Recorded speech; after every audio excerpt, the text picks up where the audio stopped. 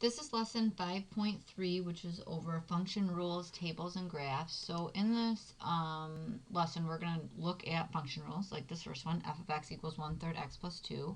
We're going to take it, fill in a table, and then graph it. So this first one, you should recognize this is a linear function rule. And I'm going to test the points, or evaluate it for the points -3, 0, and 3. When you want to evaluate this function and get a graph of it, it's always a good idea to pick a negative point, 0, and a positive number. So I'm going to pick -3, and that worked out here because when I plug in 3, so I'm going to put f of -3, I plug that in for x right there, which that doesn't do anything besides tell me that I'm using -3 for x. I get 1/3 times -3 plus 2. So 1/3 times -3 is -1, -1 plus 2 is 1. So over here I would write -3, 1. Now I'm going to test 0. So f of 0, so that equals 1/3 times, and I'm putting 0 in for x, plus 2, so 0 plus 2, which is 2. So at 0, it's 2. Now I'm going to test 3, so f of 3 equals 1/3 times 3 plus 2, so that's 1 plus 2, which is 3. So at 3, it ends up being 3. So then I go ahead and I'm going to graph these points. So I'm going to go -3 up to 1, 0 is 2, and 3 is 3. And this is linear, so you have your straight line. I'm going to try to make straight right here, and always remember to put your arrows at the end. So that would be the graph of my linear function, and this is the table. So now we're going to look at the next one. Now this one has an absolute value in it, so this is an absolute value function. We're going to use the same points, -3, 0, and 3, and test this one. So I've got f of -3 equals the absolute value of -3 plus 2. So be careful here. What's the absolute value of -3? Well, that's 3. 3 plus 2 is 5. So my first point is -3, 5. Now I'm going to put 0 in. So f of 0 equals absolute value of 0 plus 2. So that's 0 plus 2, which is 2. So at 0, it's 2. Now I'm going to do 3. F of 3 equals absolute value of 3 plus 2. So 3 plus 2 is 5. So we have 3, 5. So now I'm going to graph that. -3, 5, 1, 2, -3, 1, 2, 3, 4, 5, 0, 2, and 3, 5. Now, absolute value graphs are really easy to remember because they actually make the graph that is in the shape of a V, like this. So absolute value graphs make a graph that's in a shape of a V, and you want to remember that, shape of V for absolute value, which makes sense because value V. Okay, now we're going to look at another function. Now this one has an x squared. So this is a quadratic function that we're going to graph, and it's not going to be a straight line, it's not going to be a V, it's going to look a little different. So let's go ahead and evaluate these values and see what they are. So f of -3 equals -3 squared plus 2. Now be careful because some of you might accidentally write this as -3 squared as -9, but it's not. -3 times -3 is +9, and 9 plus 2 is 11. So the first point is -3, 11. Now I'm going to do 0. So f of 0 equals 0 squared plus 2. So it's just 0 plus 2, which is 2. So it's 0, 2. And f of 3 equals 3 squared plus 2. So 9 plus 2 is 11.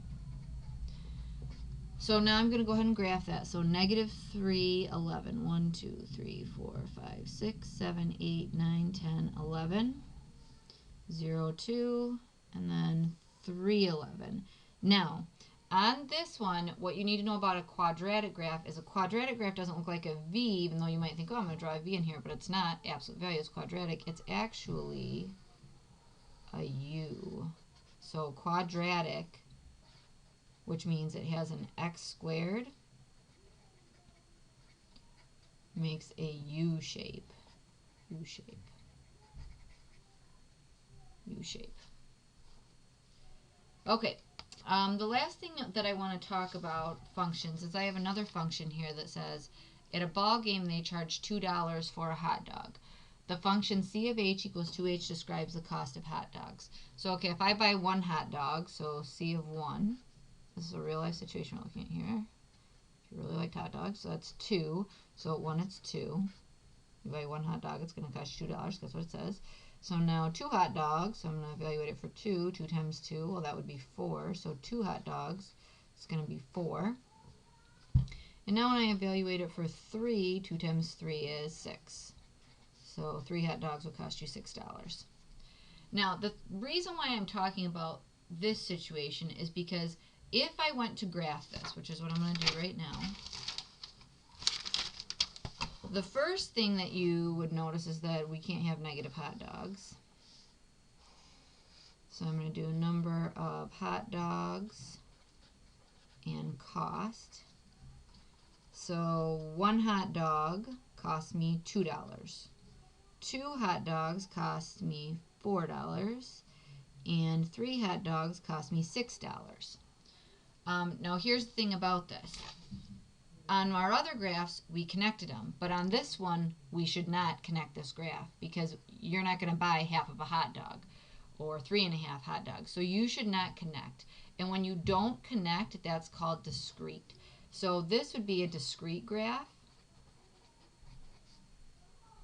It means you don't connect because you don't have data in between these value points. You can't have half of a hot dog. Now, if you can connect, it's called continuous. So you can connect. And so it could be continuous maybe if you were talking about hours, like how many hours. If you got paid for part of an hour, you could connect on something like that. So all of these graphs that we made, like our quadratic graph, that one is continuous because we can connect.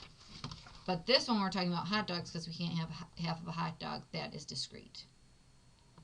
Okay, what I would like you to do right now is bottom of page 265. There's quick check 4. There's 2 of them. One is an absolute value, one is a quadratic. And I just want you to graph them. They will be continuous, so you would connect on those ones. So hit pause and do the quick check 4, bottom of page 265. Okay, let's check your graph. So first one, f of x equals absolute value of x minus 1. Oh, I did that wrong. That's not what it looked like.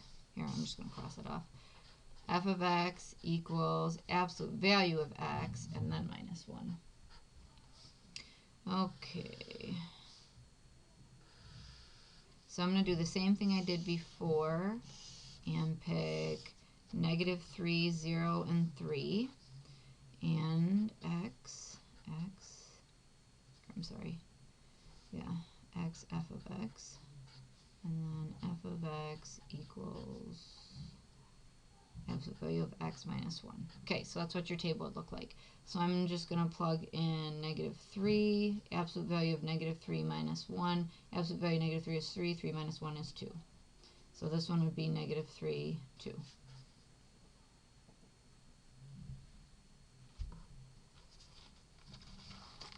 Hold on just a minute. Okay, I was thinking for a second, did we just already do this one? Okay, so now we're going to do 0. So we've got f of 0 equals absolute value of 0 minus 1. So that's just 0 minus 1, which is -1. So I've got 0, -1. And last one, I'm going to do 3. F of 3 equals absolute value of 3 minus 1. Absolute value of 3 is just 3. 3 minus 1 is 2. So I've got 3, 2. So absolute value, now we're going to graph this. So you should have done -3, 2, 0, -1, which is right there, and 3, 2. And it's absolute value, so you should have had a V. So that's what your graph should look like for A. Okay, B. B was y equals x squared minus 1. So I'm going to go ahead and make my table.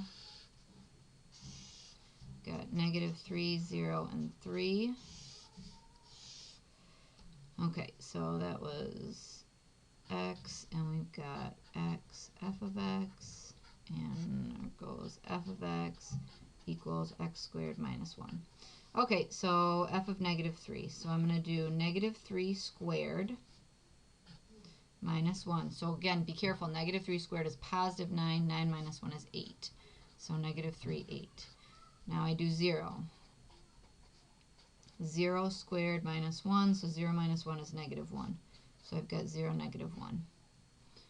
And last one is f of 3. So we have 3 squared minus 1. So 9 minus 1 is 8. So we have 3, 8. Okay, so let's go ahead and graph this. So again, this is not absolute value. This is quadratic. So we know it's going to be our U shape. So I have negative 3, 1, 2, 3, 8. 1, 2, 3, 4, 5, 6, 7, 8. 0, negative 1, and then 3, 8. And then it's going to be a U, so you just should have drawn in a U. Okay, that's it. Go ahead and rewatch any parts that you need.